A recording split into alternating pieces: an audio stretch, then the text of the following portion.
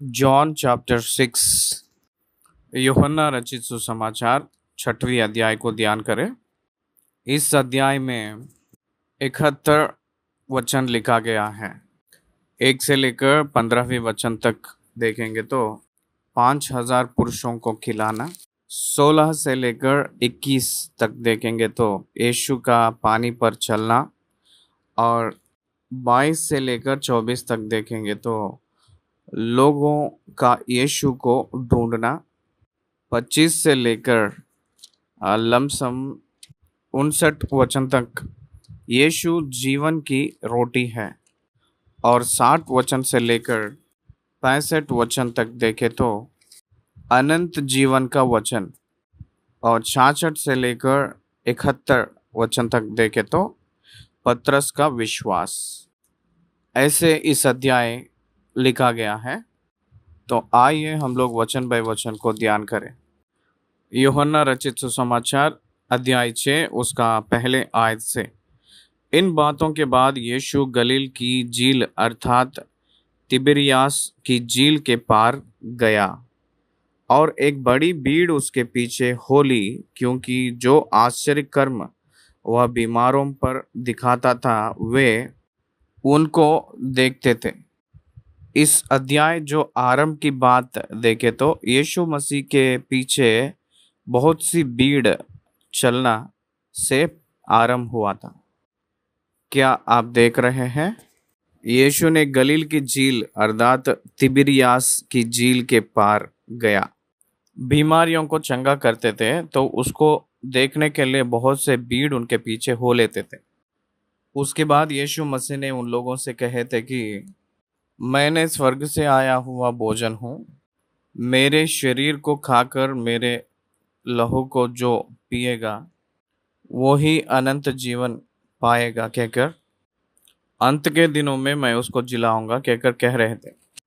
वो कहे के बाद यहाँ जो घटना क्या है कहकर पूछे तो वो सारे भीड़ यीशु मसीह को छोड़कर पीछे हो लिए हैं कहकर वो दोबारा कभी उनके पीछे नहीं हुए कहकर 66 आयत बता रही है। पहले वचन में बहुत सी भीड़ उनके पीछे हो लिए। 66 वचन में उनके चेले लोगों को छोड़कर बाकी सब लोग चले गए थे। क्या आप सुन रहे हो?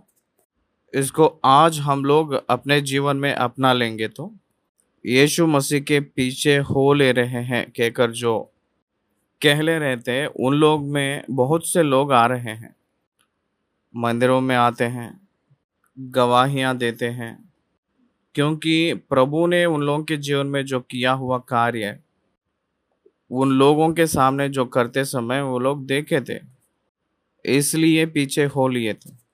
उन लोग कार्यों को देखकर पीछे हो लिए हैं, आश्चर्य कामों को देखकर पीछे हो लिए थे।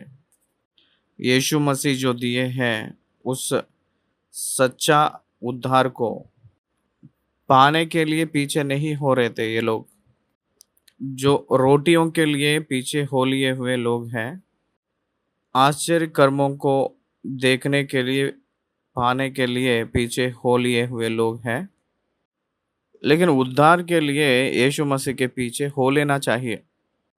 नॉट फॉर द मिरेकल्स, आश्चर्य काम करेगा इसलिए पीछे हो लेंगे कहकर नहीं करना है।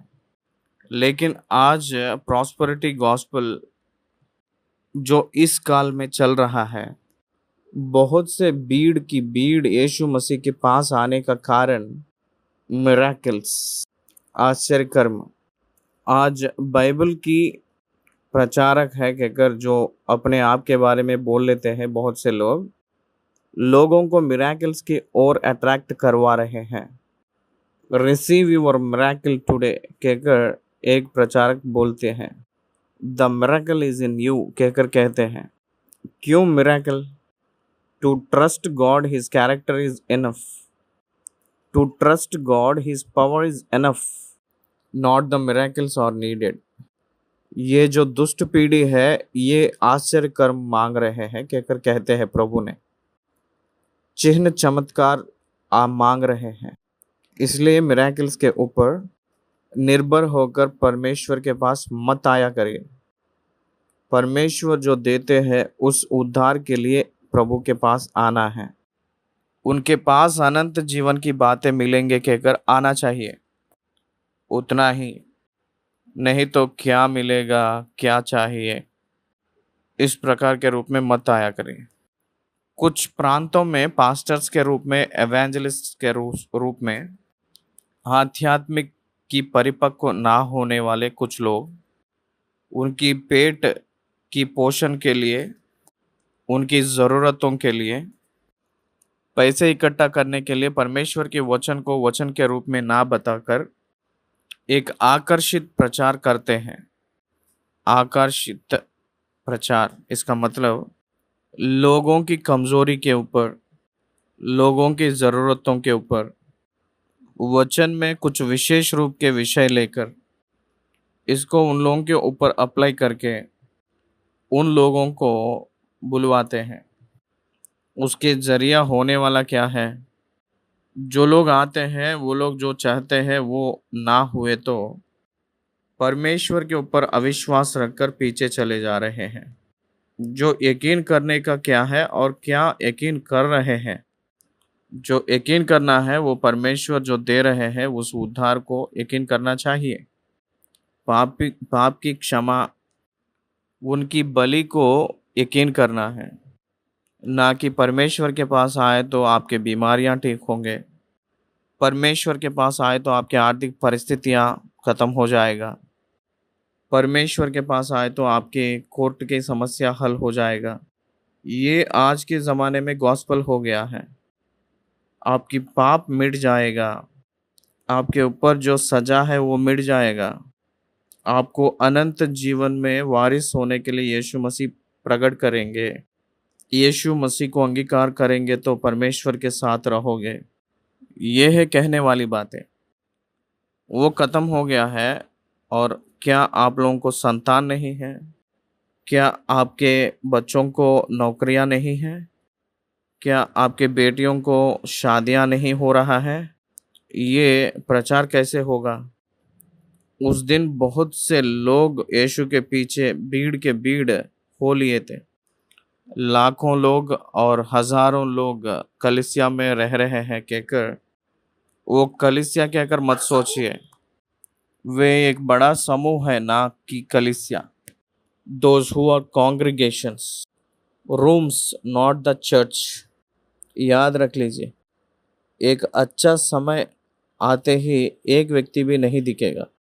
बाइबल ना समझ आकर कितने लोग वापस चले गए थे पीछे। बाइबल के ऊपर विश्वास करना है। अगर आपको नहीं समझ आए तो भी विश्वास करना है। क्या आप जान रहे हैं, बाइबल में जो रहता है बहुत से विषय, बहुत से अधिक प्रतिशत मसीह वालों को नहीं पता है तो भी उन पे विश्वास करते हैं। प्रभु ने तोमा से कहे हुए बात यह है कि तू देखकर विश्वास किया था, जो बिना देखकर विश्वास करता है वो धन्य है कहकर कहे थे।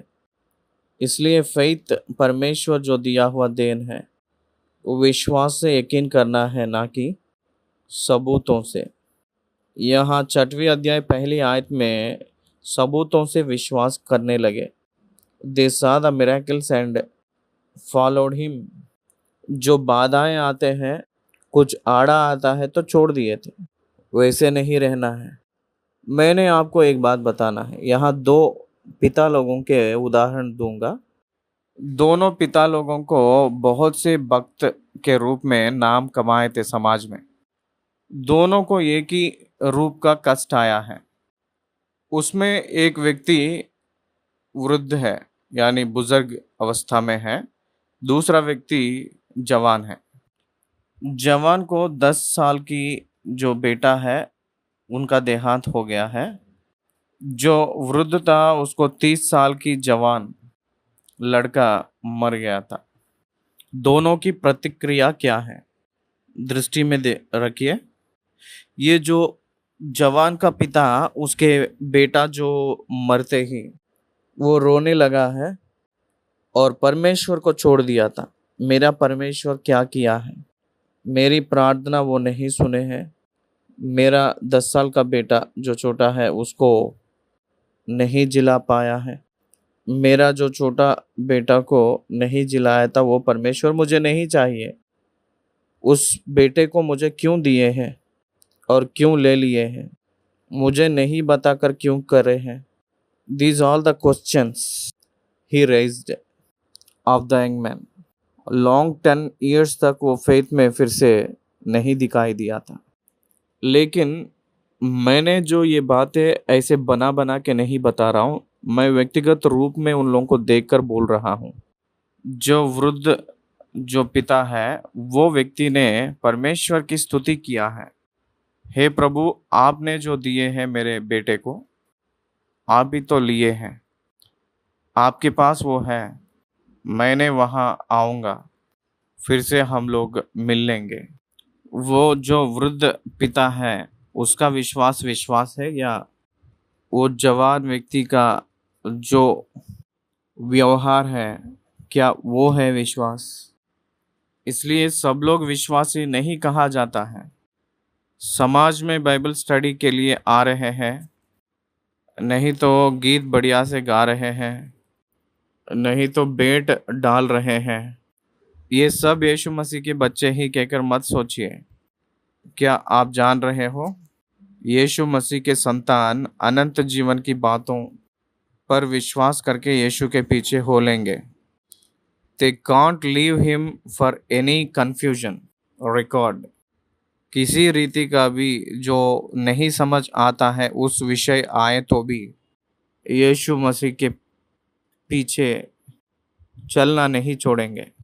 बहुत से भीड़ उनके पीछे हो लिए हैं। उन जो किए हैं आश्चर्य कामों को देखते हैं पीछे हो लिए थे। तीसरी आयत, तब यीशु पहाड़ पर चढ़कर अपने चेलों के साथ वहां बैठ गया। यहूदियों के फसह का पर्व निकट था। जब यीशु ने अपने आंखें उठाकर एक बड़ी भीड़ को अपने पास आते देखा तो फिलिप्पुस से कहा, हम इनके भोजन के लिए कहाँ से रोटी मोल लाएं? देखिए, यीशु मसीह अपने चेले लोगों के साथ पहाड़ पर चढ़कर वहां बैठ गए थे। वो यहूदियों की फसह का पर्व का समय था। बहुत से भीड़ यीशु मसीह के पास आ रहे थे, परमेश्वर की उपदेश को सुन रहे थे। वो बहुत विस्तार रूप में बात कर रहे थे। लोगों ने भूखे को महसूस किए थे। तब यीशु मसीह को एक सोच आया था कि उन लोगों को भोजन खिलाए। इसलिए यीशु मसीह ने पूछ रहे थे। यीशु ने अपनी आंखें उठाकर एक बड़ी भीड़ को अपने पास आते देखा तो फिलिप्पुस से कहा, हम इनके भोजन के लिए कहाँ से रोटी मोल लाए? 6वीं आयत, उसने यह बात उसे परखने के लिए कही क्योंकि वह आप जानता था कि वह क्या करेगा। देखिए, यीशु मसीह ही बात करेंगे, लेकिन वो परीक्षा के लिए कुछ समय के हिसाब से, टू टेस्ट योर अंडरस्टैंड, उसके लिए फिलिप्पुस ने ये कह रहे थे। फिलिप्पुस ने उसको उत्तर दिया, 200 दिनार की रोटी भी उनके लिए पूरी ना होंगी कि उनमें से हर एक को थोड़ी थोड़ी मिल जाए। उसके चेलों में से शमौन पतरस के भाई अंद्रियास ने उससे कहा, यहाँ एक लड़का है जिसके पास जो कि 5 रोटी और 2 मछलियाँ हैं, परंतु इतने लोगों के लिए ये क्या है? देखिए, यहाँ कौन कौन बात कर रहे थे। फिलिप्पुस बात कर रहे थे और अंद्रियास बात कर रहे थे। फिलिप्पुस को परमेश्वर ने परीक्षा किए हैं, परखने लगे थे। हे परमेश्वर, आप है ना, आप खिला सकते हैं ना, आप खिला भी सकते हैं। रोटियों को खरीद के लाने का ज़रूरत नहीं है। 200 दिनार का मतलब 100 रुपीस, मतलब 1 दिनार इक्वल टू 50 NP। 1 दिनार 8 आने हैं तो 200 दिनार 100 रुपीस। 100 रुपीस से लमसम 12,000 लोग, उतने लोगों को भोजन लेकर आने के लिए चाहिए। कहाँ मोल लेके लाएंगे कहकर कहने का मतलब, उनके पास पैसा है या नहीं है। पैसा था, कितना है वो पूरा कैलकुलेट करके बताए। इसका मतलब they are ready to pay and bring the bed, they are ready to pay and bring the bread. इसलिए उन लोगों को परखने के लिए आपको भी परमेश्वर कभी कभी आपका रेस्पॉन्स कैसा रहेगा कहकर परखेंगे। आप प्रभु के ऊपर विश्वास कर रहे हैं या रोटियों को खरीदने के लिए वो पैसा देने के लिए चाह रहे हो। परमेश्वर आपको देंगे या पैसों से खरीदेंगे। परमेश्वर देने वाले हैं कहकर विश्वास करेंगे या पैसों से हम वो चीज़ खरीद सकते हैं कहकर विश्वास करेंगे। To whom you are believing and what you are believing, ये है परीक्षा। यीशु मसीह को पता है कि वो क्या करने जा रहे हैं। अंद्रियास के इंटरफेरेंस बहुत एक्टिव है। क्या आप लोगों को ये विषय पता है? अंद्रियास जो है यूहन्ना के चेला था, बपतिस्मा देने वाला यूहन्ना का। पहले अंद्रियास ने आया था प्रभु के पास। अंद्रियास ने जाकर पतरस को लेकर आया था। The ministry of Andreas, Andreas के सेवकाई चम्बिंग पीपुल नियर बाय गॉड, परमेश्वर के समीप लेकर आता था। एक बालक के पास 5 रोटी था, 2 छोटी मछलियां थी, and he willing to give also. परंतु इतने लोगों के लिए वे क्या है? यीशु ने कहा, लोगों को बैठा दो। उस जगह बहुत घास थी। तब लोग जिन में पुरुषों की संख्या लगभग 5,000 की थी बैठ गए। प्रभु ने बिठाए थे। आज के ज़माने में हम लोग घरों पे फंक्शंस करते रहते हैं। एक 500 लोगों को भोजन के लिए बुलाए तो मान लीजिए एक विवाह के लिए या मेमोरियल के लिए और किसी का भी कोई भी फंक्शन में बुलाए तो 2-3 दिन पहले ही हम लोग सारे सामान ले आना शुरू करते हैं और बावर्ची से बात करना और मिल्क ऑर्डर करना और मांस के लिए वो मांस बेचता है उसको एडवांस देना, कुक्स को एंगेज करना और सप्लायर्स को एंगेज करना, शामियान हाउसेस को एंगेज करना, वेजिटेबल्स को, ये पूरा प्लान करते हैं हम लोग। यहाँ वो कुछ नहीं है। हाथ में 2 रोटी है, 5 रोटी है। परमेश्वर उनको बिठाने के लिए प्रभु ने कहे थे चेले लोगों से, तब वो लोग बिठाए थे। तो पुरुष लोग संख्या लगभग 5,000 की थी।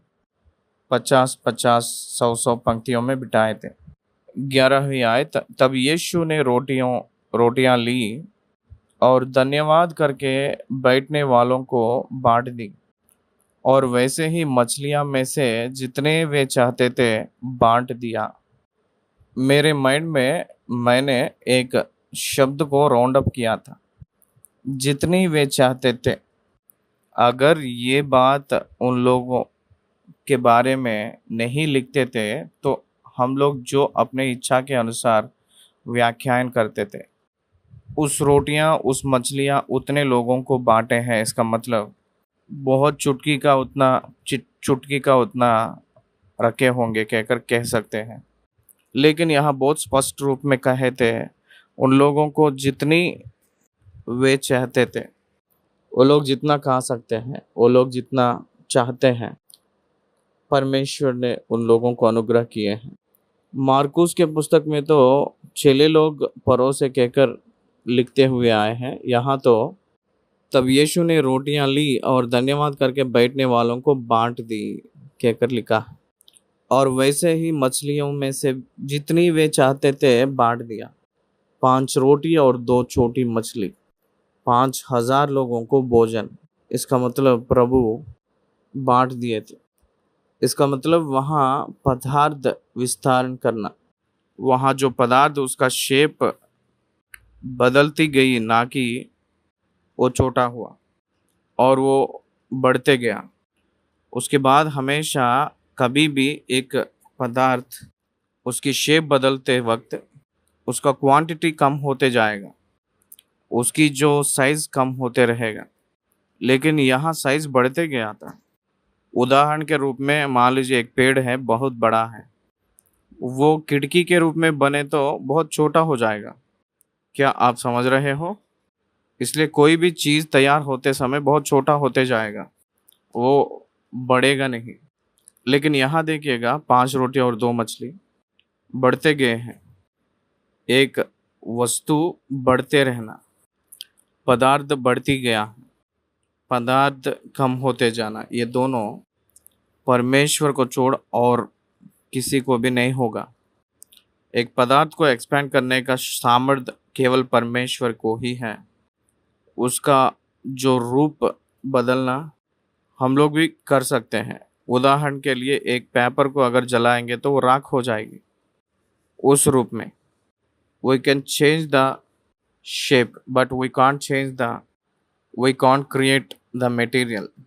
इसलिए परमेश्वर ने यहाँ उस 5 रोटियों से, 2 मछलियों से 5,000 लोग खाए जैसे, 12 टोकरियां बचे जैसे बढ़ाते गए हैं। ध्यान दीजिए, जितनी वे चाहते थे उतना, उन लोग कितने खाने के लिए लायक है उतना। रोटी और मछली नॉनवेज है ना। नॉन वेजिटेरियन का मतलब लोगों को बहुत प्रिय है ना। वो प्रिय फूड उन लोगों को बहुत से भूख हुए के बाद में ही प्रभु ने दिए थे ना। बस वो लोग बहुत से अधिक खाए थे, तो भी उन लोगों को 12 टोकरियां बची थी। जब वे खाकर तृप्त हो गए तो उसने अपने चेलों से कहा, बचे हुए टुकड़े बटोर लो कि कुछ फेंका ना जाए। जो परोसे हैं वो तो प्रभु किए हैं, तो भी बटोरने का काम चेले लोग किए थे। सेवकाई का काम चेले लोगों को आदेश किए जैसे हमें यहाँ देख रहे हैं। ना फेंके जाए कहकर जो शब्द है मेरे बाइबल में, मैं राउंड अप कर लिया था। एक, जितनी चाहिए उतना, और दूसरा, फेंका ना जाए। Both are important in Christian life. आतिथ्य जब देते हैं, जितना वो लोग चाहते हैं उतना परोसना, आतिथ्य देना है। और दूसरा, वेस्ट ना हुए जैसा देख लेना है। उस भोजन व्यर्थ में ना गए जैसा उसको टोकरियों में बटोरे। टोकरियों में बटोरना easy for transfer, preparing the food for the transportation. Packing किए हैं कहकर कहते हैं ना। पैकिंग किस लिए? ट्रांसपोर्टेशन के लिए। और दूसरी जगह जहाँ चाहिए वहाँ बांट देना। 12 टोकरियां बचे हैं, इसका मतलब उन लोग जितना इच्छा से वो लोग खा चुके थे, खाए के बाद 12 टोकरियां बचे का मतलब उन लोग किसी को भी व्यर्थ पे छोड़ना नहीं चाहे थे। उसको व्यर्थ ना किए जैसा दूसरे लोग इस्तेमाल करने के लिए पैक किए थे। परमेश्वर उनकी रिसोर्सेस वेस्ट होना नहीं चाहते हैं। वो शेयर होने के लिए तो वो बहुत चाहते हैं, लेकिन व्यर्थ होने के लिए वो नहीं चाहते हैं। मनुष्यों ने यीशु मसीह जो करते हैं उस कार्यों को देखकर, 14 आयत, तब जो आश्चर्य काम उसने कर दिखाया उसे वे लोग देखकर कहने लगे, वह भविष्यवक्ता जो जगत में आने वाला था निश्चय यही है कहकर कह रहे थे। फिर से हम लोग 14 और 15 मिला के पढ़ेंगे। तब जो आश्चर्य काम उसने कर दिखाया उसे वे लोग देखकर कहने लगे, वह भविष्यवक्ता जो जगत में आने वाला था निश्चय यही है। यीशु ने यह जानकर कि वे मुझे राजा बनाने के लिए पकड़ना चाहते हैं, फिर पहाड़ पर अकेला चला गया। उन लोग क्या सोच रहे हैं वो भी यीशु मसीह जानते हैं। वो लोग क्या चाह रहे हैं, क्या सोच रहे हैं, वो सब कुछ यीशु मसीह को पता है, पता चल जाता है। मनुष्यों के हृदय वो ही खुद बनाए हैं, उनको कोई भी रहस्य नहीं है। इसलिए ग्रहण करिए मेरे मित्रों, मेरे हृदय भी, आपके हृदय भी परमेश्वर को पता है। उस दिन उन लोगों को भोजन खिलाए, इसका मतलब उनका ज़रूरत को जानने वाला है, और ये ज़रूरत भी उनको पता है। आपकी ज़रूरत भी उनको पता है। आप लोग विश्वास में स्थिर होने के लिए वो चाह रहे हैं। राजा के रूप में बनाने के लिए वो लोग आ रहे थे, तो वहाँ से वो हट गए। वो यहूदियों के राजा है कहकर उस क्रूस के ऊपर लिखे तो भी पहला जो आगमन में वो राजा के रूप में रहने के लिए नहीं इच्छा किए थे, एक उद्धारकर्ता के रूप में वो चाहे थे, एक सेवक के रूप में वो चाहे थे। छेले लोगों के पैर धोए हैं ऊपर की कोठरी में, उतना सेवकाई वो किए थे। मार्कुस 10:45 में कहते हैं कि मनुष्य के पुत्र सेवकाई करवाने के लिए नहीं आया है, सेवकाई करने के लिए आया है। बहुत से लोगों को अपने प्राण छोड़ दिए थे, इसलिए वो आए हैं। वो सेवकाई किया हुआ व्यक्ति है, वो सेवक के रूप में है। स्टीवर्ड्स, वो हम लोग भी पाना चाहिए stewardship. Lord is the owner, we are the stewards. हम लोग घर के मैनेजर्स हैं, परमेश्वर मालिक हैं। वो फिर से पहाड़ पर अकेला चले गए। He doesn't like be proclaim the king. राजा के रूप में बनने के लिए वो अंगीकार नहीं किए थे, वो सेवक के रूप में चाहते थे, वो दीन के रूप में रहना चाहते थे, वो अपने आप को नम्र के रूप में बनाकर रहना चाहते थे। वो अधिकार को चलाने के लिए वो इच्छा नहीं रखे थे। ये फर्स्ट पर्पस उनका फर्स्ट कमिंग का सैल्वेशन टू द पीपल, इज़राइलियों को उद्धार देने के लिए, अन्य लोगों को उद्धार देने के लिए वो इस दुनिया में आए हैं। तो आइए हम लोग 16 वचन से ध्यान करें। 15वीं वचन में एक बात कह रहे थे, वो ये है कि यीशु मसीह को राजा बनाने के लिए पकड़ना चाहते थे लोगों ने। ये उनको पता चल गया था, वो जानकर वहाँ से चले गए थे। आज बहुत से लोग, खास करके मसीह वाले, नेतृत्व के विषय में सही जागरूकता ना होकर रहना, वॉलंटियर्स की और क्रिश्चियंस की जो जागरूकता जा रहा है कहकर चल रहा है। ये जो कमेंट्री इंडिया से हो रहा है, इसलिए मैं वचन कहते समय हमारे देश की कंडीशन मैं बता रहा हूँ। एक भक्त ने पूरा दुनिया के भक्त के रूप में उस स्थिति में गया था। वो व्यक्ति पॉलिटिक्स में गया था, परमेश्वर के धर्म और उसकी राज्य को खोजना शुरू करके कानून की सभाओं में अधिकार के लिए वो आने वाला है कहकर कहते हुए आ रहे हैं। न्यू टेस्टमेंट चर्च परमेश्वर ने बुला लिए हैं। इसका बेसिक ये है कि परमेश्वर के दूसरे आगमन के पहले कलीसिया को सुसमाचार के वजह से तैयारी करके रखना। परमेश्वर जिसको इस जग के बुनियाद ना डालने से पहले चुन लिए हैं, नियुक्त कर लिए हैं, उन लोग उद्धार पाने के लिए सुसमाचार प्रचार करना है। परमेश्वर की उपासना, सत्य से, सच्चाई से, आत्मा से आराधना करते हुए आत्मिक रूप में परमेश्वर के लिए तैयारी होना। That is the basic concept for church. उसके बाद प्रोफेशनली उस समय आते ही कौन सा प्रोफेशन चूज़ करना है कहकर पूछे तो प्रत्येक रूप में ये जो पॉलिटिक्स कहकर जो है वो फील्ड में एक जेंटाइल कंट्री, एक जेंटाइल गवर्नमेंट में जेंटाइल पीपल जो रहते हैं, जो ऐसे फॉर्मेट जो है उस पीपल में एक विश्वासी जाना अगर हम सोचेंगे तो उस मसीहा के विश्वास और अनुशासन में, मैंने पर्टिकुलरली अन्य देश के बारे में बात कर रहा हूँ। अगर मान लीजिए क्रिश्चियन कंट्री है तो उद्धार की अनुभव ना रहते हुए जो धर्म के मसीह व्यक्ति भी वहाँ नेता बन जाता है। उस जगह पे सभी लोग मसीह वाले ही रहते हैं, इसलिए उस व्यक्ति के उद्धार के अनुभव से ना काम होते, ना ज़रूरी होते उस देश में नेतृत्व चलती है।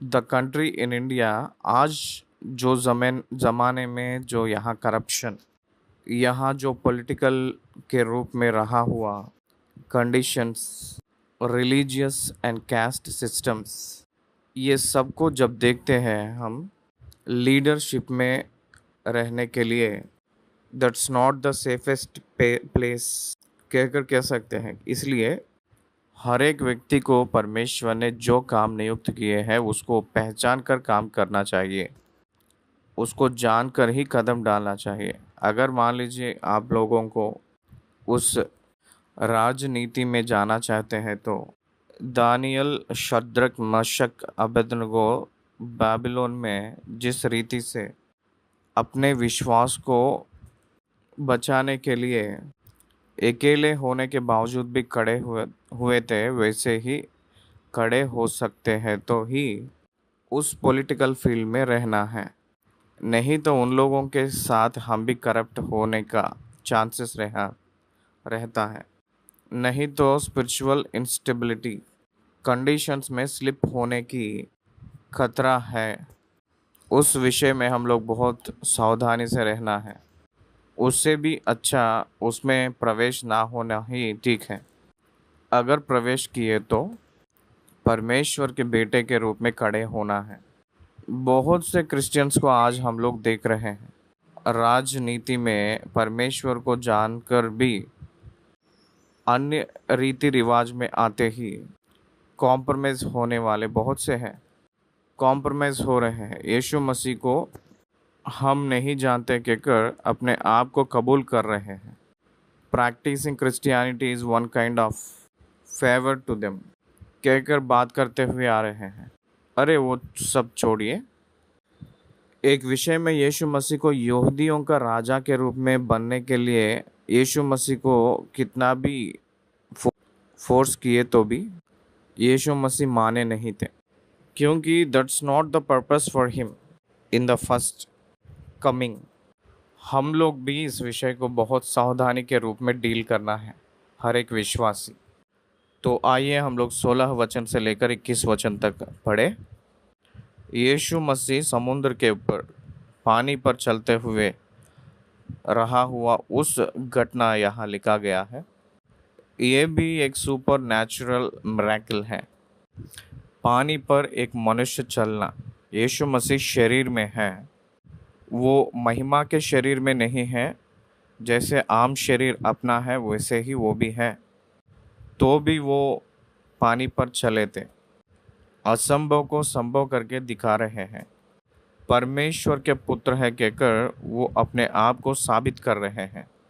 जब संध्या हुई, 16 वचन मैं पढ़ रहा हूँ, तो उसके चेले झील के किनारे गए और नाव पर चढ़कर झील के पार कफरनहूम को जाने लगे। उस समय अंधेरा हो गया था और यीशु अभी तक उनके पास नहीं आया था। आंधी के कारण झील में लहरें उठने लगी। जब वे खेत 3-4 मील के लगभग निकल गए तो उन्होंने यीशु को झील पर चलते और नाव के निकट आते देखा और डर गए। परंतु उसने उनसे कहा, मैं हूँ, डरो मत। अतः वे उसे नाव पर चढ़ लेने के लिए तैयार हुए और तुरंत वह नाव उस स्थान पर जा पहुंची जहां वे जा रहे थे। कफरनहूम यीशु मसीह के मिनिस्ट्री कैपिटल है, हेडक्वार्टर है, क्योंकि नाजरत से उनको भगा दिए थे। उन लोग उनको पसंद नहीं किए थे, इसलिए कफरनहूम में एक घर को नियुक्त करके वहाँ वे निवास करते हुए वहाँ के आसपास के जगहों पे, प्रांतों पे घूमे थे। चेले लोग कफरनहूम में जा रहे हैं। रात हो गया था, तो अंधेरे होते ही जो झील के लहरें उठने लगी, आंधी के कारण वे कहते 3-4 मील के लगभग निकल गए। तो यीशु मसीह झील पर चलते और नाव के निकट आते देखा और वैसे चलते यीशु मसीह नाव पर आते देखे तो उन लोग डर गए थे। तब यीशु मसीह उनसे कहे थे कि मैं हूँ, डरो मत। ये शब्द इस्तेमाल किए थे। ये मैं हूँ कहकर जो शब्द परमेश्वर यहोवा मूसा से निर्गमन के पुस्तक में 3 अध्याय 14 आयत में हम लोग देख सकते हैं। मैं हूँ सो हूँ कहकर जो आने वाली अर्ध इंस्टेंटली वो बात किए थे।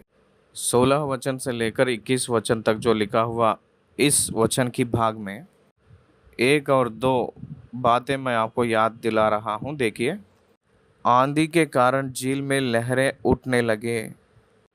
ये वहाँ की परिस्थिति था। तब को ही वो लोग लमसम 4 मील तक 3 मील तक आ चुके हैं। यीशु मसीह उनको मदद करने के लिए उनके पास आए हैं। यीशु मसीह उनके पास नहीं हैं, लेकिन उनके पास आए थे। चेले लोग ही केवल उस नाव पर चढ़कर गए थे। यीशु मसीह उनके साथ नहीं है कहकर इसी अध्याय 22 से लेकर 24 तक दिखाई देती है। इसलिए यीशु मसीह उन लोगों को मदद करने के लिए, उनकी डर से छुटकारा देने के लिए उन्होंने उन लोगों को प्रत्यक्ष होकर दिखाए थे। वहाँ गए कहकर दिखाई दे रही है। अपने प्रभु अपने भाई को जानता है, अपनी जो दीन स्थिति को जानता है। हम लोग जिस खतरे में रहते हैं वो जानते हैं। वो हमें नहीं छोड़ते हैं। वो अपने राइट टाइम में रीच होने वाले हैं। ये विषय आप याद रखना है। राइट टाइम में रीच होते हैं, अनएक्सपेक्टेड वे में रीच होते हैं। हम लोग सोच भी नहीं सकते हैं उस समय रीच होते हैं। उनके स्थिति के रूप में रीच होंगे, ये हम लोग जानना है। यहाँ 2 विषय है। एक, यीशु मसीह को देखकर डर गए थे। यीशु कहकर जान के बाद वो लोग पसंद करने लगे। डर गए थे और पसंद किए थे। एक बार सोचिए, हम लोग भी परमेश्वर के कार्यों को नहीं समझते हुए डरते रहते हैं। वो समझ आए के बाद हम लोग पसंद करने लगते हैं। बहुत संदर्भों में डर की सामना करने का संदर्भ रहता है। एक फेक एविडेंस अपीयर्स फियर। इसका मतलब फेक एविडेंस अपीयर्स रियल। असत्य सत्य के रूप में दिखकर हम लोग डरते हैं। अपने भय के कारण अपना अविश्वास, अपने डर के कारण अपने विश्वास ही है। परमेश्वर के पुत्र यीशु मसीह वो समुद्र के ऊपर चल सकते हैं। ये वो है कहकर पहचानने के लिए नहीं हो पाया था चेले लोगों को। हम लोग उनको पहचान नहीं पाते हैं क्योंकि सबकॉन्शियस माइंड में उन लोगों को जो यीशु मसीह के बारे में रजिस्टर हुआ है वहीं तक उन लोग इमेजिन कर सकते हैं। परमेश्वर अपने अंडरस्टैंडिंग से परे है। यीशु मसीह जल के ऊपर, पानी के ऊपर चलते हुए आ रहे हैं कहकर जो समाचार उनके सबकॉन्शियस माइंड में नहीं था। अगर रहे तो उसको डिकोड कर लेते थे सच्ची में। इसलिए यीशु मसीह जल के ऊपर चलते हुए आ रहे थे, तब वो लोग डरने लगे।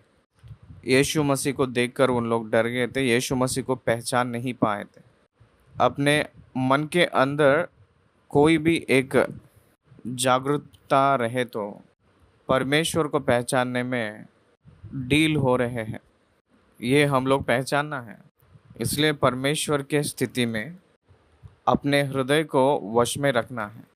उनके सारे भौमिक का अधिकार कितना है वो हम लोग पहचाने तो अपनी समस्या हार जाएगा, उसका सुलझाव नज़दीक पड़ेगा। अपने प्रभु अपने जैसा ट्रैवल करने के लिए उन लोगों के साथ चलने के लिए चाहे थे।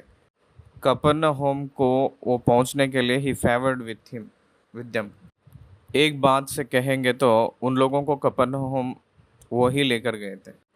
अपने जीवन में अपनी डेस्टिनी, अपना जो गम्य है वहाँ उस तरफ पहुंचाने के लिए, अपने पास वो आने के लिए वो चाह रहे थे। हम लोग उनको पाने के लिए क्या हम इच्छा रख रहे हैं, ये एक विषय के रूप में बता रहा हूँ। इसलिए वेन दूसरे दिन 21 आयत को एक बार देखेंगे। वे और तुरंत वह नाव, इसका मतलब वो नाव अभी तक नहीं पहुंचा। आंधी और झील में लहरें उठने के कारण इट वॉज डिले। यीशु मसीह आए के बाद में नो डिले, तुरंत वो पहुंच गया है। यीशु मसीह जो हम लोग खतरे की स्थिति में रहते हैं उस समय आकर मदद करने वाले हैं। अपने मिशन, अपने गम्य और अपनी अपनी डेस्टिनी, अपने जो दिशा के और बाधाएं को हटाकर हमें चलाने वाले अपने साथ रहते हैं। हम लोग उसको इच्छा करना है, पसंद करना है तब, और यीशु को अपनाना है तब तुरंत हम लोग पार हो जाएंगे। With Jesus you can reach your destiny immediately. Without Jesus it is impossible for you to reach your destiny. यीशु मसीह ना होकर आप अपने गम्य स्थान नहीं पहुंचेंगे। ये यहाँ लिखा हुआ विषय है। तो 22 वचन से अगर हम देखें तो लोगों का यीशु को ढूंढना यहाँ हम देखते हैं। 6 अध्याय पहली आयत में बहुत से लोग उनको ढूंढने लगे हैं ना, फिर से वही लोग ढूंढने लगे क्योंकि छोड़कर चले गए थे ना। यीशु मसीह इस भीड़ को, इस लोगों को ध्यान नहीं दे रहे हैं, वो चले जा रहे थे। 5,000 लोगों को भोजन खिलाए के बाद में मैं वही उन्हीं लोगों के साथ वहीं रहूँगा कहकर नहीं रहे थे वहाँ। He is on his own way, moving on, आगे बढ़ते जा रहे थे। उनको ढूंढते हुए लोग जा रहे थे। 22 आयत, दूसरे दिन उस भीड़ ने जो झील के पार खड़ी थी यह देखा कि यहाँ एक को छोड़ और कोई नाव ना थी, और यीशु अपने चेलों के साथ उस नाव पर नहीं चढ़ा था, परंतु केवल उसके चेले ही गए थे। समाचार बहुत प्रामुख्य होता है। Information is everything. आज के ज़माने में गूगल सर्च, विकीपीडिया है ना, क्यों लोग उसके ऊपर निर्भर हो रहे थे? क्योंकि समाचार, इसलिए समाचार बहुत महान स्ट्रेंथ है। इसलिए समाचार को बेचकर पैसे कमाने वाले भी हैं। क्या है ये समाचार? यीशु मसीह उस नाव पे नहीं चढ़े थे, उनके साथ नहीं गए थे, केवल उनके चेले लोग ही गए थे। यह है समाचार। तब अन्य नावें तिबरियास से उस जगह के निकट आई जहां उन्होंने प्रभु के धन्यवाद करने के बाद रोटी खाई थी। इसलिए जब भीड़ ने देखा कि यहाँ ना यीशु है और ना उसके चेले, तो वे भी नावों पर चढ़ के यीशु को ढूंढते हुए कफरनहूम पहुंचे। They are very much interested seeking Jesus Christ. ढूंढते हुए आ रहे थे क्योंकि वहाँ नहीं थे। तब वो लोग पूछने लगे। 25 आयत में देखेंगे तो झील के पार जब वे उससे मिले तो वे कहे, हे रब्बी, तू यहाँ कब आया? यीशु ने उन्हें उत्तर दिया, मैं तुमसे सच सच कहता हूँ, तुम मुझे इसलिए नहीं ढूंढते हो कि तुमने आश्चर्य कर्म देखे, परंतु इसलिए कि तुम रोटियां खाकर तृप्त हुए। आप लोग भोजन बहुत सरल रूप में मिल रहा है कहकर ढूंढ रहे हैं, ना कि आत्मिक भोजन के लिए। नाशवान भोजन के लिए परिश्रम ना करो, परंतु उस भोजन के लिए जो अनंत जीवन तक ठहरता है, जिसे मनुष्य का पुत्र तुम्हें देगा, क्योंकि पिता अर्थात परमेश्वर ने उसी पर छाप लगाई है। यीशु मसीह जीवन की रोटी है, इसका मतलब वचन है। जैसे शरीर को भोजन कितना अवश्य है, वैसे ही आत्मा को भी भोजन अवश्य है। वो है कि वचन, आत्मिक भोजन, आत्मा को जीवित रखने वाला जीवा आहार, मतलब जीवन की रोटी, वो है कि वचन। वचन के लिए कष्ट उठाना है क्योंकि वो अक्षय है, नाशवन नहीं है, वो निरंतर रहने वाला है, स्थिर रहने वाला है। इसलिए मन्ना से तुलना किए है वचन को। मन्ना भी नाशवन नहीं है। मिलाप वाली तंबू में जो परम पवित्र स्थान में रखा गया हुआ संदूक में एक कटोरे में रखा गया हुआ चीज है कि मन्ना। हारून के समय में उस मन्ना को उस कटोरे में रखा गया है। उसके बाद कुछ सालों साल बीतने के बाद भी वो नाश ना होकर वैसे ही रहा गया था।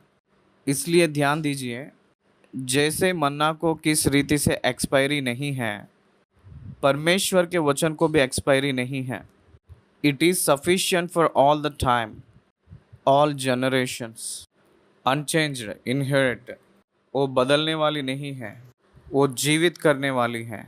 भजनकार ने कहते हैं कि 119:50 आयत में, आपकी वचन ही मुझे जिलाई है कहकर कहता है। जब मेरे जीवन में दुख आया था उस समय मुझे विश्राम दिया था।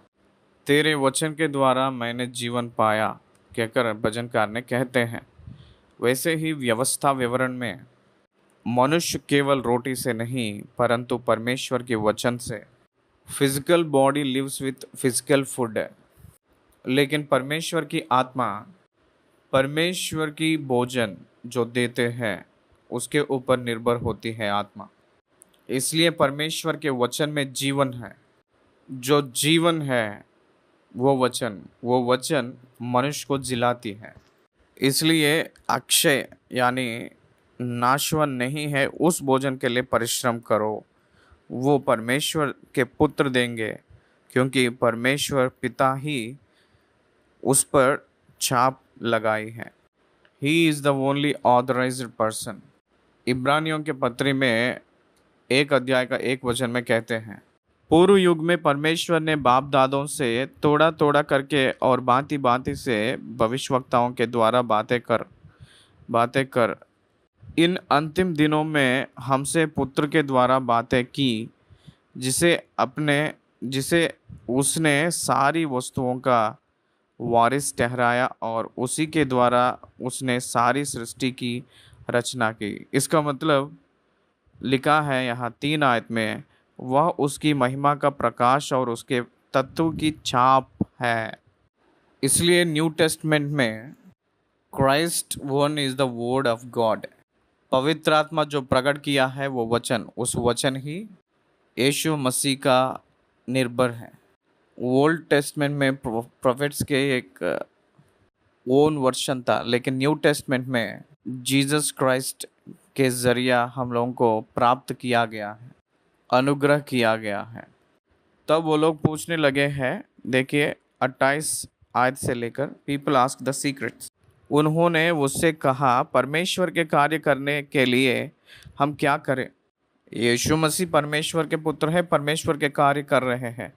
तो इन लोग भी कह रहे थे हम भी उस प्रकार के कार्य करना है, कह रहे हैं पानी पर चलना, भोजन खिलाना, एक कार्य हम भी करना है कहकर कह रहे थे। यीशु ने उन्हें उत्तर दिया, परमेश्वर के कार्य यह है कि तुम उस पर जिसे उसने भेजा है विश्वास करो। वही परमेश्वर का कार्य है, वही कार्य है। परमेश्वर का कार्य ये है कि तुम उस पर जिसने उसने भेजा है विश्वास करो। उन्हीं लोग परमेश्वर के कार्यों को कर सकते हैं। मार्कुस रचित सुसमाचार आखिरी अध्याय 16 वचन में, उसके ऊपर विश्वास जो करते हैं उनसे भी बढ़कर कार्य करेंगे, उनके वजह से ये सूचक क्रिया, ये कार्य देखेंगे कहकर कहे थे ना। इसलिए परमेश्वर का कार्य मतलब यीशु मसीह के ऊपर विश्वास करना ही। यीशु मसीह के ऊपर विश्वास करने का मतलब वचन पर विश्वास करना है। जो लोग इस पर विश्वास करते हैं वही कार्य कर सकते हैं।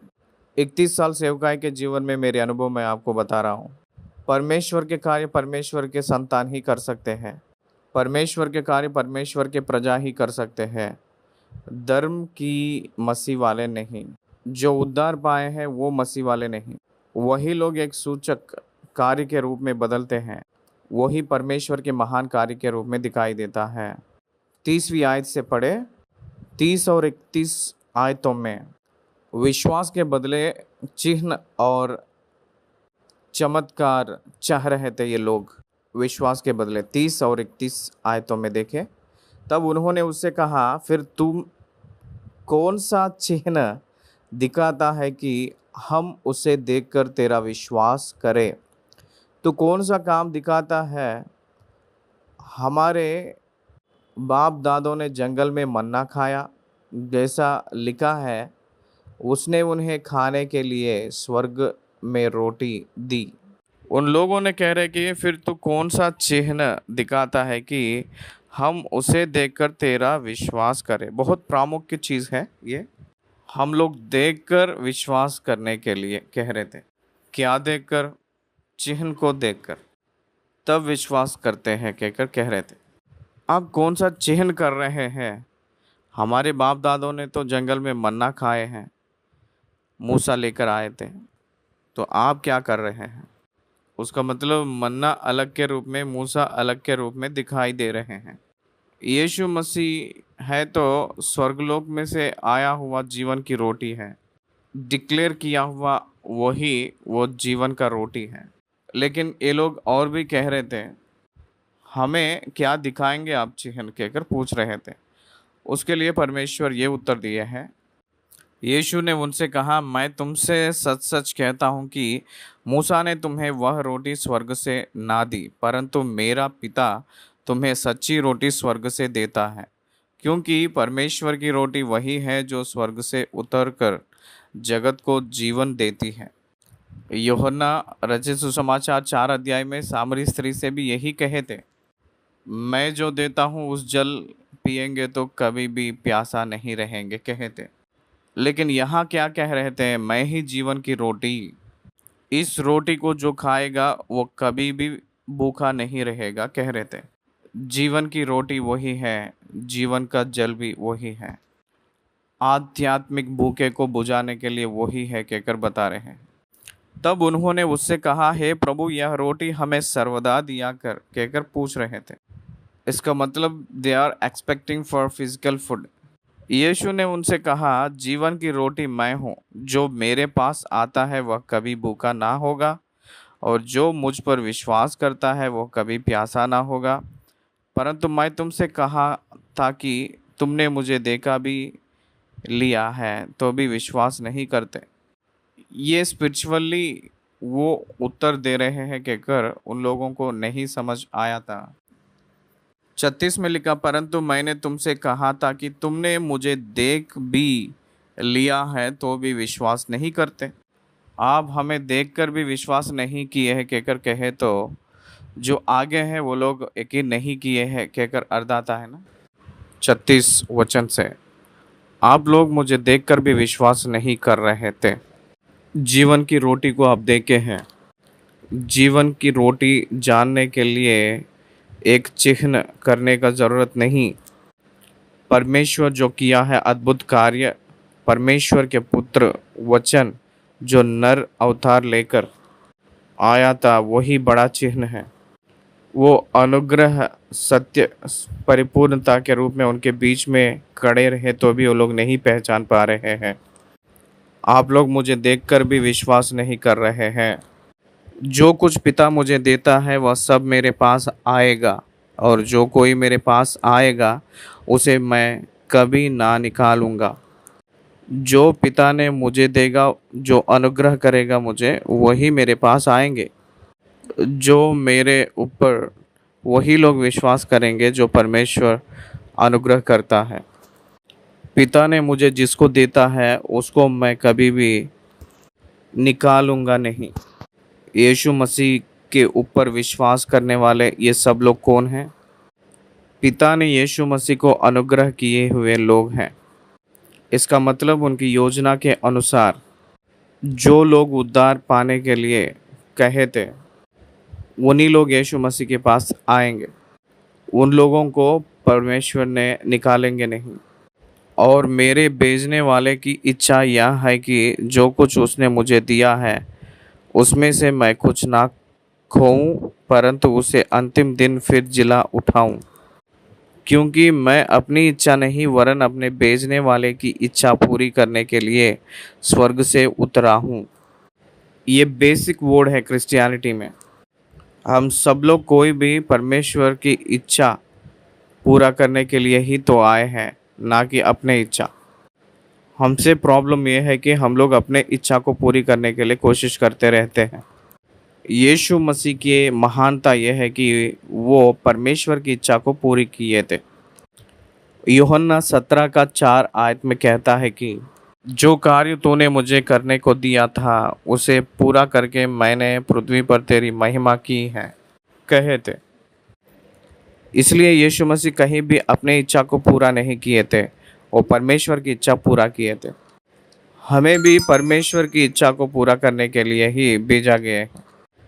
इसलिए आसमान की प्रार्थना में हम लोग ऐसे प्रार्थना करते हैं कि आपकी इच्छा पृथ्वी पर पूरी हो जैसे स्वर्ग में पूरी होती है, कहकर प्रार्थना करते हैं।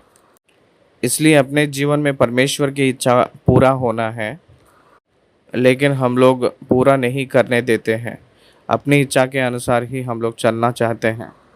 हम लोग मनुष्य हैं, तो मनुष्यों की इच्छा इस प्रकृति के संबंधित के रूप में ही हम लोग जीते हैं।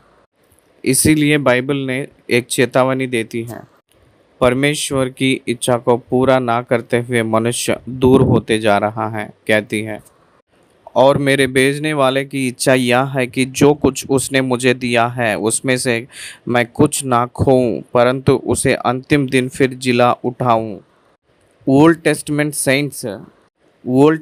साइंट्स यीशु मसीह दूसरे आगमन में जब धरती पे आते हैं जिला उठाएंगे। दानियल के ग्रंथ 12वीं अध्याय में जो कहा गया है वो पुनरुत्थान उस समय होगा जो खबर को खुला जाएगा। वहाँ अंत के दिन कहकर क्यों कहे हैं, क्यों अंत का दिन इस्तेमाल किया है वो शब्द? वहाँ 1000 साल जो पालन करने के समय में पहुँचते वक्त नया सृष्टि में अंत दिन खत्म किए के बाद में ही जाएंगे। अंत के दिन क्रोध का दिन के रूप में रहने जा रहा है। सारे दुनिया वालों को और सारे पापियों को बहुत सावधानी से सुनिए। 1000 साल पालन में परमेश्वर लेने जाते हैं उस समय तक जो धरती पे पापियों को न्याय करेंगे, उन सभी लोगों को संहार करेंगे। केवल धर्मी लोग ही वो 1000 साल पालन में नया सृष्टि में प्रवेश करेंगे। इसलिए कह रहे हैं यहाँ अंतिम दिन फिर उस जिला उठाऊंगा, यही परमेश्वर की इच्छा है। इसलिए परमेश्वर के ऊपर जो विश्वास करते हैं वही लोग, ओल्ड टेस्टमेंट सेंट्स, पवित्र लोग के रूप में वो लोग जिला उठेंगे। बाकी सब लोग 1000 साल के बाद उठेंगे। उन लोगों को होप नहीं है, उन लोगों को आशा नहीं है, उन लोगों को नरक में ही भेजा जाएगा। क्योंकि मेरे पिता की इच्छा यही है कि जो कोई पुत्र को देखे और उस पर विश्वास करे वह अनंत जीवन पाए, और मैं उसे अंतिम दिन फिर जिला उठाऊंगा।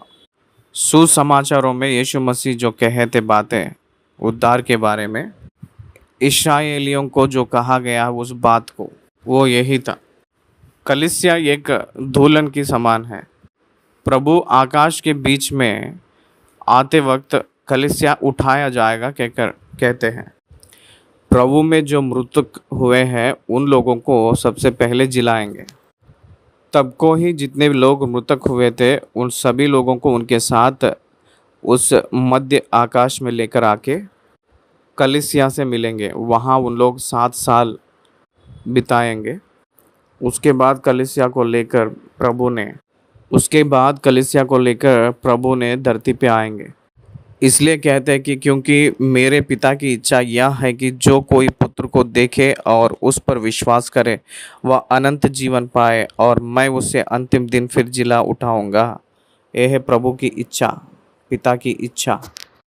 यीशु मसीह के ऊपर विश्वास के वजह से हर एक व्यक्ति अनंत जीवन पाना है। उसके लिए ही मृतकों में से पुनरुत्थान करना वही प्रभु का इच्छा है।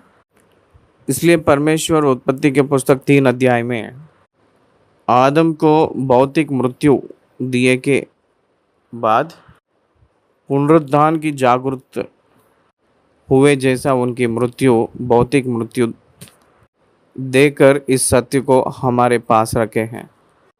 उस दिन ओल्ड टेस्टमेंट सेंट सभी लोग फिर से उनसे मिलने के लिए धरती पे जी उठेंगे, मृतकों में से जी उठकर आएंगे। ये हम लोग पहचानना है। 60वीं वचन ध्यान करें। उसके चेलों में से बहुतों ने यह सुनकर कहा, यह कठोर बात है, इसे कौन सुन सकता है? जो मेरा मांस खाता और मेरा लहू पीता है, अनंत जीवन उसी का है और मैं उसे अंतिम दिन फिर जिला उठाऊंगा, कहकर यीशु मसीह ने कहे थे। ये कठोर बात है। Yes, they didn't understand the inner meaning of the word Jesus Christ. यीशु मसीह की बातों में जो है वो गुप्त अर्थ, उस गहराई की जागरूकता क्या है, उन लोग ना समझकर ये कठोर बात कहकर कह रहे हैं। यीशु मसीह के लहू और यीशु मसीह का शरीर, ये दो हमें समझ आना चाहिए। ये दो हमें समझ आना है। क्या है कहकर पूछे तो लहू में प्राण रहता है। लहू में प्राण है। पाप के वजह से आने वाली प्रतिफल मृत्यु है। पाप जो किया है वो मनुष्य को वेतन के रूप में मृत्यु आना है। वो मृत्यु मनुष्य को ना आए जैसा रहना है तो somebody must pay the price। एक पापी के स्थान में एक पवित्र मनुष्य ने अपने प्राण को, इसका मतलब अपनी लहू को, अपने जीवन को देना है, तभी वो व्यक्ति छुटकारा पाएगा। इसलिए उस प्रकार के रीति छुटकारा पाए जैसा, वैसे छुटकारा पाए जैसा, लोग छुटकारा पाए जैसा यीशु मसीह अपने लहू को बहाए थे। यीशु लहू के वजह से परमेश्वर मनुष्य के पाप को परिष्कार अंगीकार किए हैं। Jesus offered his own life blood. लहू में प्राण है, प्राण को दिए थे यीशु मसीह ने। God accepted that. इसलिए लहू को पीना और शरीर को खाना, इसका मतलब यीशु मसीह के हृदय जैसा रहना। मसीह को मनुष्य ने उसके अंदर पाया जैसा रहना है। जो शरीर पाप के लिए बेचा गया है, वही शरीर में पवित्र आत्मा परमेश्वर निवास रहे जैसा। इसका मतलब ये शरीर परमेश्वर को समर्पण करना है। वैसे होने के लिए यीशु मसीह के शरीर अपने शरीर के साथ मिलकर अपना शरीर को पवित्र करके परमेश्वर आत्मा की मंदिर के रूप में रखे जैसा किए हैं। यीशु मसीह के शरीर और लहू का पिया हुआ व्यक्ति, इसका मतलब यीशु मसीह के शरीर और लहू में जो सहभागी हुआ व्यक्ति यीशु मसीह के जैसा अनंत जीवन जिएगा। पहले जो आदम ने पाप किया था, मनुष्य शरीर पाप को बेचे जैसा किया था आदम ने। आखिरी आदम ने पाप के ऊपर जीत पाकर पाप की सजा को अपने ऊपर लेकर निरंतर उसके जैसा जिए जैसे मनुष्य को किए हैं।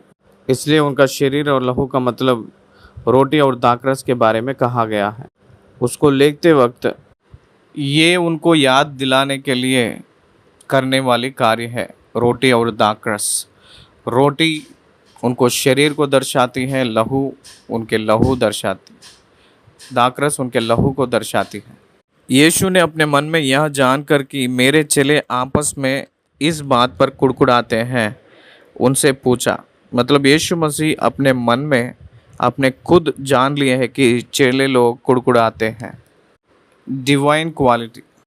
चेले लोग अपने आप में कुड़कुड़ाने लगे। बाहर नहीं कुड़कुड़ा रहे हैं, अपने आप मन में कुड़कुड़ा रहे थे। उनके हृदयों में, मन में कहले रहे थे वो यीशु मसीह जानकर।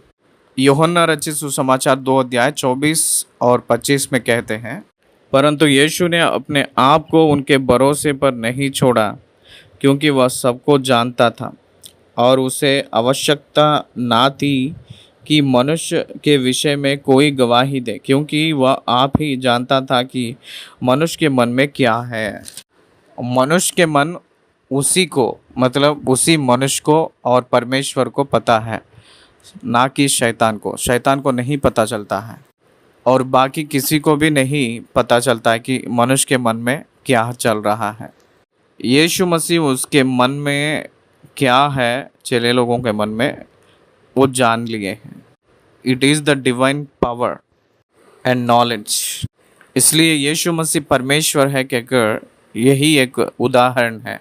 6 अध्याय 61 वचन में, मन में यह जानकर कि मेरे चेले आपस में इस बात पर कुड़कुड़ाते हैं, अपने मन में यह जानकर, कोई भी ना कहने से पहले ही।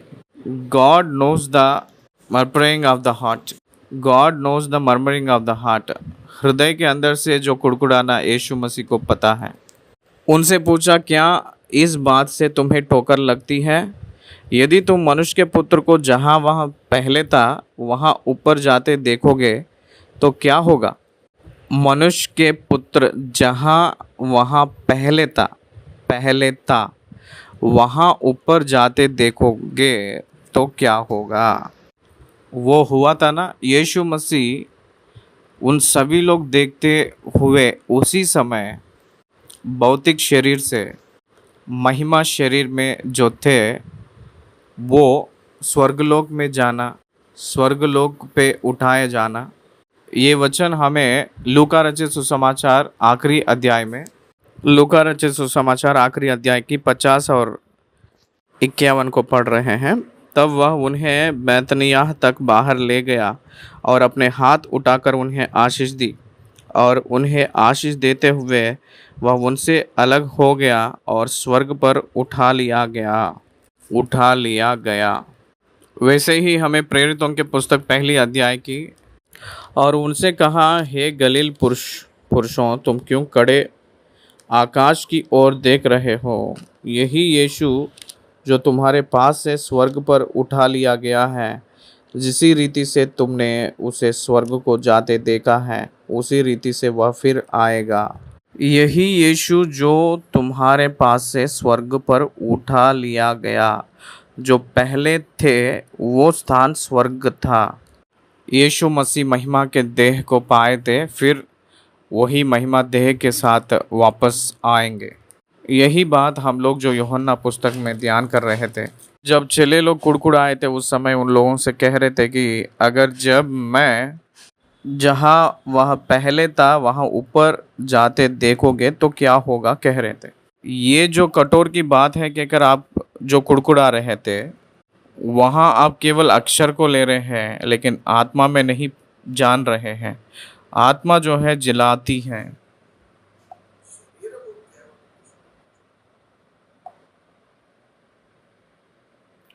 आत्मा तो जीवनदायक है, शरीर से कुछ लाभ नहीं। जो बातें मैंने तुमसे कही है वे आत्मा है और जीवन भी है। आत्मा जीवनदायक है। मनुष्यों को जिलाने वाले जो जीवन बातें यीशु मसीह ने उन लोगों को कहे थे, वो लोग शंक करने लगे थे, शरीर को खाना क्या है, लहू को पीना क्या है कहकर। वो जीवन की बातें हैं, वो आत्मा के बातें के रूप में प्रभु ने बताए थे। परंतु तुम में से कुछ ऐसा है जो विश्वास नहीं करते, क्योंकि यीशु पहले ही से जानता था कि जो विश्वास नहीं करते वे कौन हैं और कौन मुझे पकड़वाएगा। यीशु मसीह को जो व्यक्ति ने पकड़वाया जा रहा था उसको उनके साथ रखकर 3.5 साल ट्रैवल किए थे। जानकर भी एक मसीह व्यक्ति, एक विश्वासी इस एक पॉइंट में कितना सीख सकते हैं पता है? एक कोई भी आपको धोखा देने वाला और आपके पीछे चलते हुए आपके गड्ढा खोदने वाला, आपको नाश करने के लिए जो चाहता है और आपको दुख में पहुंचाने के लिए चाहता है, आपको मार डालना चाहता है, आपके टीम में रहकर आपके साथ ही ट्रैवल करते हैं तो भी नो नीड टू फियर, आप डरने का ज़रूरत नहीं है।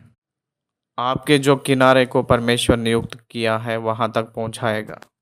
Nothing will happen. जो कुछ होता है तो उन्हीं लोगों को होता है, आपको कुछ नहीं होगा। पहले से ही जानकर, जो पकड़वाता है कहकर जानकर भी उसके साथ चलते हुए 3.5 वर्ष बिताए थे और उससे प्रेम कर रहे थे, दैट इज जीसस क्राइस्ट। हम लोग बहुत घबराते हैं, अपने घर पे कोई काम वाली एक स्त्री कोई गलत काम करती है कहकर हमेशा घबराते हैं। घर के अंदर जो सारे चीज़ों को चोरी करती है, ऐसे हम लोग घबराते हैं। उसके वजह से कोई नष्ट कुछ नहीं होगा, वो ही खुद नाश होगी, डरने का ज़रूरत नहीं। कुछ लोग अपने प्रोफेशन में होकर ज्वाइन होकर नष्ट करने के लिए सोचता है, वैसे परिस्थितियां भी हमारे बीच में आएगा अपने जीवन में। यीशु मसीह को पहले से ही पता है कि वो क्या करेगा।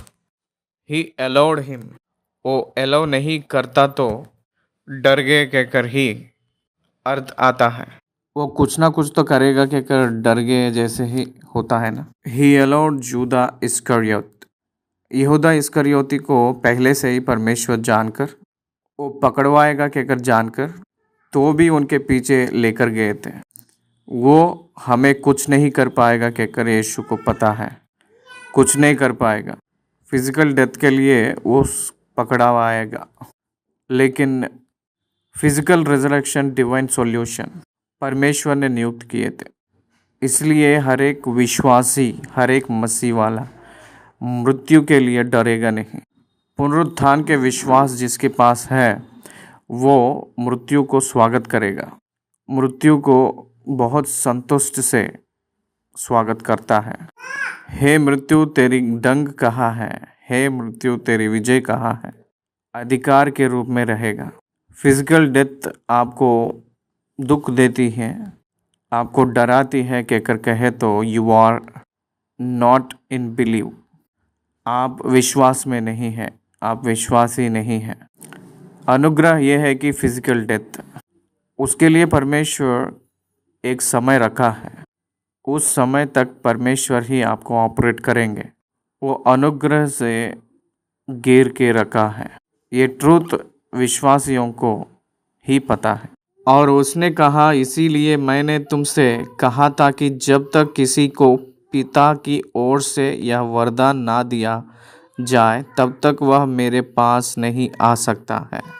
यहूदी इस्करियोत ने यीशु मसीह को धिक्कारेगा। क्या इस्करियोती को पर पिता की ओर से अनुग्रह पाया हुआ है? अनुग्रह सबको प्रदान किया गया है ना। तो पिता की ओर से अनुग्रह पाया हुआ व्यक्ति कौन है कहकर पूछे तो कोई भी मुझे स्वीकार किए तो it's clearly indicates the he accepted the father of grace.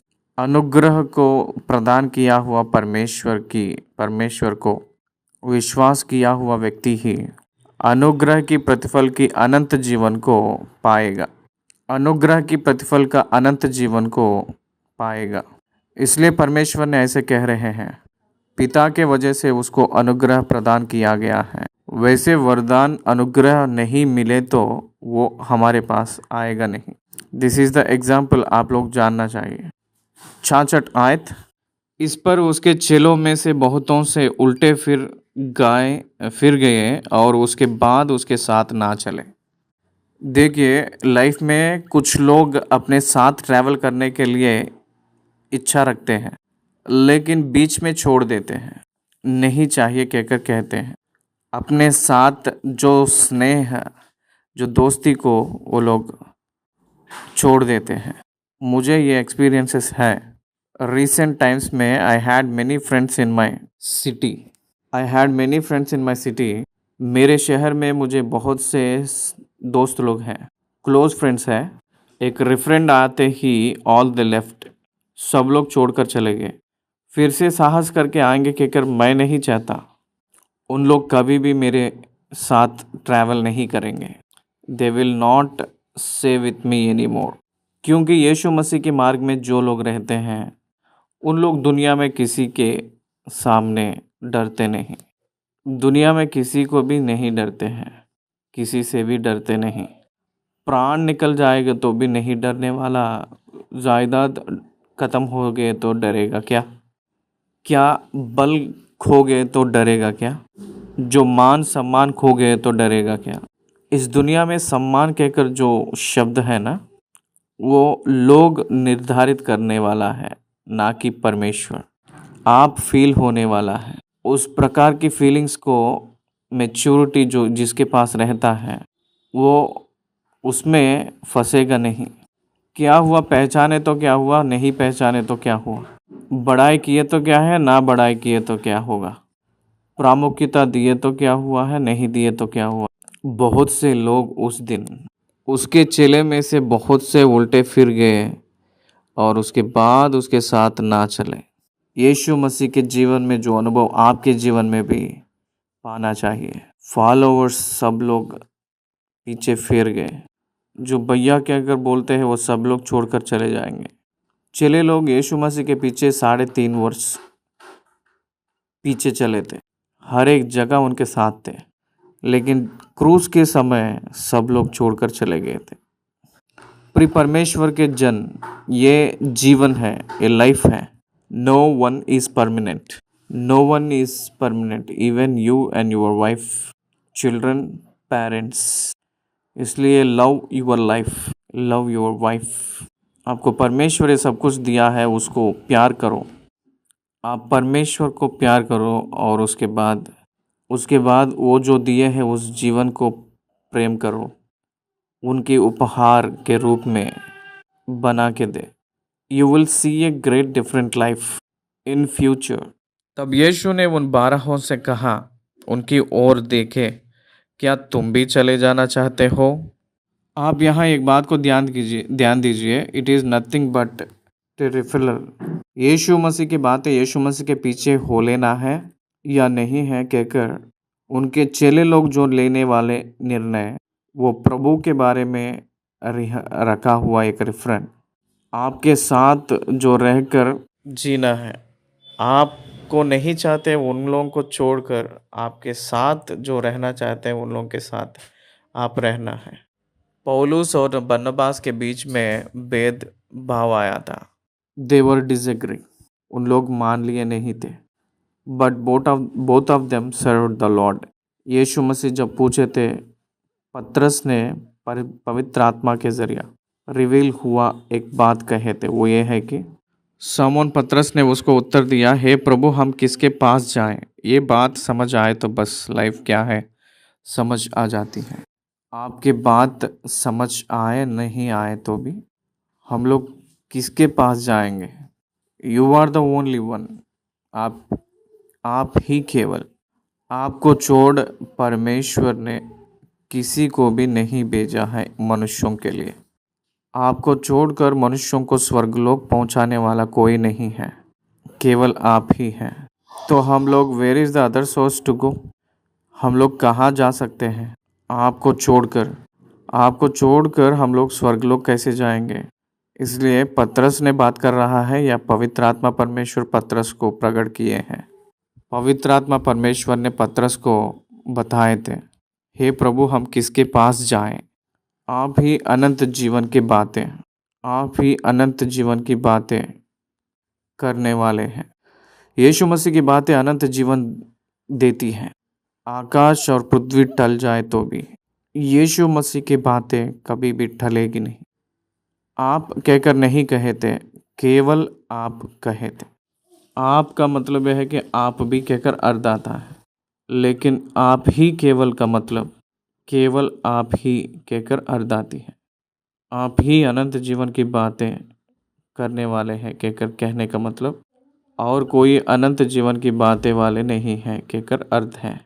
दुनिया में कितने भी महान महान धर्म ग्रंथ लिखे हुए लोग हैं तो भी, कितने भी धर्म के रूप में दिखने वाले हैं तो भी, उन लोग अनंत जीवन की बातें पाकर नहीं है कहकर ये वचन हमको याद दिला रही है। यीशु मसीह के ज़रिया ही परमेश्वर बात करते हैं, उनको छोड़कर किसी से नहीं। परमेश्वर बातें नहीं करते हैं कहकर ये बातें बता रहे हैं। इसलिए हर एक धर्म के ग्रंथ जो विश्वास करते हैं उन लोगों को जो प्रकट करते हैं वो लोग ये दैविक ग्रंथ ही है कहकर कहते हैं। लेकिन उस धर्म की ग्रंथ उस व्यक्ति में कौन सी बदलाव लेकर आई है, किस प्रकार की बातें आना है कहकर पूछे तो नॉट आई बट क्राइस्ट। ये बातें आना चाहिए। मैं नहीं, जो जीवन जी रहा है वो मेरे लिए जो मृत्यु हुए हैं और पुनरुत्थान होकर जी उठा है, उस मसीहा मेरे अंदर जी रहे हैं। That is the experience of word of God can you the person who believes. परमेश्वर के वचन को विश्वास करने वालों को परमेश्वर के वचन ये सामर्थ देती है कि उन लोग नहीं और उनमें जो मसीह निवास कर रहे हैं कहकर बताएंगे। ये अनुभव कोई और धर्म ग्रंथ भी, उस धर्म ग्रंथ के लेखक भी हो, उस धर्म ग्रंथ के परमेश्वर जो कहला जाता है वो नहीं दे सकता है और नहीं भी है। ये केवल बाइबल ही कह सकती है कहकर सारे बाइबल के पंडित सब लोग वो लोग प्रकट किए हैं और हमने विश्वास किया और जान गए हैं कि परमेश्वर का पवित्र जन तू ही है। देखिए यहाँ लिटिगेशन वर्ड है। जान गए के मतलब उन लोगों को पता चला। जान गए हैं इसलिए विश्वास किए कहकर नहीं कहे पतरस ने। हम विश्वास किए थे इसलिए जान गए कहकर कह रहे थे। ये लिटिगेशन आपको समझ आना है। बाइबल परमेश्वर के वचन है कहकर जान गए कहकर कब संभव होगा कहकर पूछे तो विश्वास किए के बाद में ही। विश्वास किए हैं और जान गए हैं। विश्वास किए के बाद में ही उसको जान लेते हैं, जान जाते हैं। जानने के बाद में विश्वास कहकर कहे तो देखकर जानना। नहीं जानकर विश्वास करने का मतलब है बिना देखकर विश्वास करना, ना देखकर ही विश्वास करना। देखकर विश्वास करने से भी महान है यीशु मसीह की बातों पर विश्वास किए हैं। हम लोग यीशु मसीह को कोई देखे नहीं हैं, लेकिन उनके बातों पर विश्वास करके वो अनंत जीवन वाले हैं कहकर उनके पीछे हो रहे हैं। पाप के बारे में सही जागरूकता, कबूल करना, छोड़ने का अनुभव, इसको यीशु मसीह को जो जानता है वो ही केवल जानता है। इस दुनिया में और कोई नहीं कर सकता। You can question anybody other than Christian.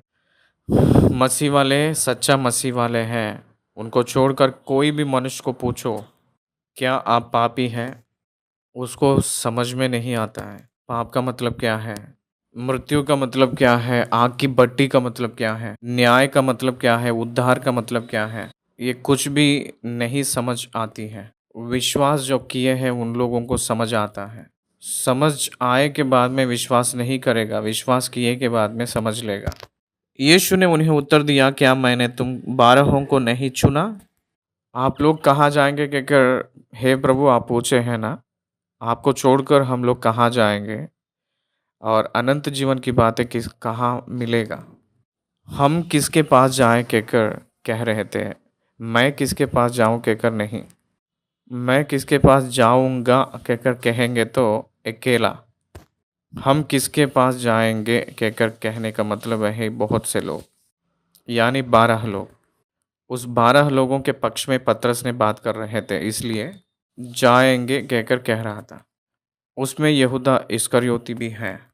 छोड़कर ना जाने से फिजिकली उनके साथ ही उसी समय वहाँ रहे तो क्या बाकी 11 लोगों के जैसा रहा है क्या? क्या मैंने तुम 12 को नहीं चुना?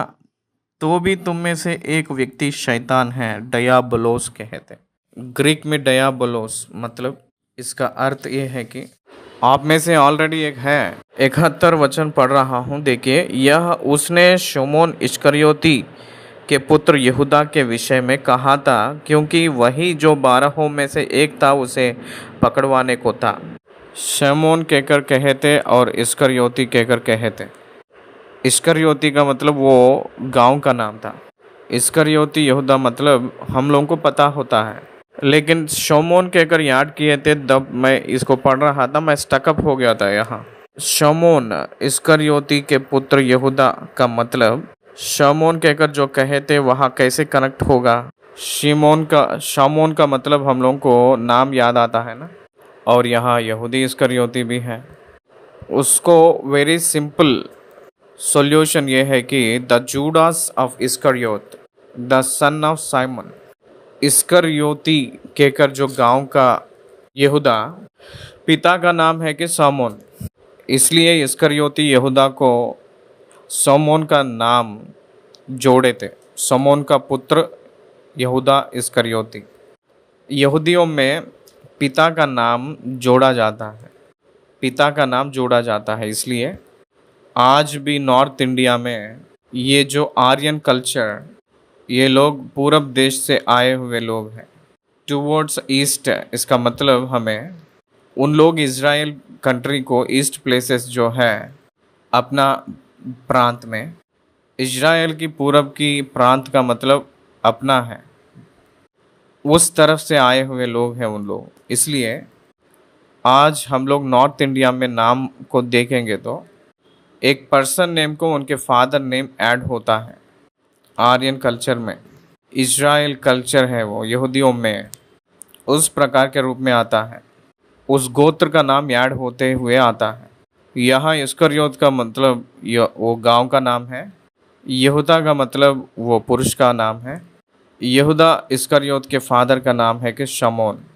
इसलिए हम लोगों को इंग्लिश बाइबल में यूँ लिखा है कि बहुत स्पष्ट रूप में कहते हैं, हिंदी में भी वैसे ही है, एक बार इंग्लिश में देखेंगे, Judas Iscariot the son of Simon. ये क्लैरिफिकेशन आपको देने के लिए कह रहे थे। ये 12 लोगों में से ये जो व्यक्ति यीशु मसीह को पकड़वाने वाला है कहकर यीशु मसीह पहले से ही जानते हैं, इसलिए आप में से एक शैतान कहकर कह रहे थे। डयाबलोस का मतलब फॉल्स एक्यूज्ड, वो अपराधी है, वो शैतान है। He is continuing the apostles. प्रिय भाई और बहन, परमेश्वर की सेवकाई में रहे हैं कहकर कुछ लोग शैतान भी रहते हैं, चाहे वो पास्टर हो पास्टर नहीं हो, शैतान की वजह से भेजा गया हुए लोग भी हैं। प्रिय परमेश्वर के संतान, इसलिए आत्मा में जांचने के लिए कहे थे। जो आत्मा यीशु मसीह को परमेश्वर कहकर कहते हैं वही सही है। जो आत्मा यीशु मसीह को परमेश्वर कहकर नहीं मानते हैं वो सही स्पिरिट नहीं है। That's not the Holi spirit, it is evil spirit. बहुत से लोगों को क्रोध आता होगा ये बात से, तो भी वो बात यीशु मसीह खुद बोले थे, मैं नहीं। इसलिए प्रभु के बारे में सोचने वाला, कुड़कुड़ाने वाला प्रभु का चेला नहीं बनेगा। मैंने सवेरे विलाप के गीत के ग्रंथ को एक पूरा अध्याय में पढ़ा था। विलाप के गीत के ग्रंथ पूरा अध्याय बैठकर पढ़ा था मैंने। वो अध्याय से मैं एक अद्भुत पाठ सीखा हूँ। जब आप खाली रहते हैं उसमें 3 अध्याय को कंप्लीटली पढ़िए। उस अध्याय पढ़े तो तब समझ आएगा। यीशु मसीह प्रभु ने समझ आए तो विश्वास करना नहीं, विश्वास करने के वजह से समझ आता है। यीशु मसीह कौन है कहकर जो प्रश्न विश्वास जो किया है उसी को उत्तर मिलेगा। कौन है पहले जानकर विश्वास करने वाला व्यक्ति कभी भी विश्वास नहीं कर सकता। इसलिए विश्वास करिए। विलाप के गीत 3 अध्याय में बहुत से आरोप लगाते हुए आए हैं। मुझे छोड़ दिए हो, मेरे ऊपर ध्यान नहीं दिए हो कहकर कहते हुए आता है। आखिरी में आते ही कहता है, परमेश्वर के बारे में कहते हुए कहता है कि प्रभु कितना भी हो वो भरोसादार है। उनको याद करे तो आशा पैदा होती है। आशा का मतलब होप। यीशु मसीह प्रभु को याद करे तो आपको समझ नहीं आए तो भी विश्वास करेंगे, होप आएगा। वो hope will give you all the answers. वो सब कुछ हमारे लिए कर रहे हैं, अपनी योजना के अनुसार करते हुए आ रहे हैं। आपको समझ आएगा कहकर विलाप गीत का लेखक कहता है। यीशु मसीह की बातें अगर आपको समझ आना है, first you must trust him. उनको यकीन करना है। उनके बातों में ही अनंत जीवन है, उस बातों में ही अपने संपूर्णता। इसलिए यीशु पे विश्वास करना है कहकर ये वचन जितने भाई बहन ये सुन रहे हैं उन लोगों को मैं अनुरोध कर रहा हूँ। 6 अध्याय को ख़त्म किए हैं। धन्यवाद।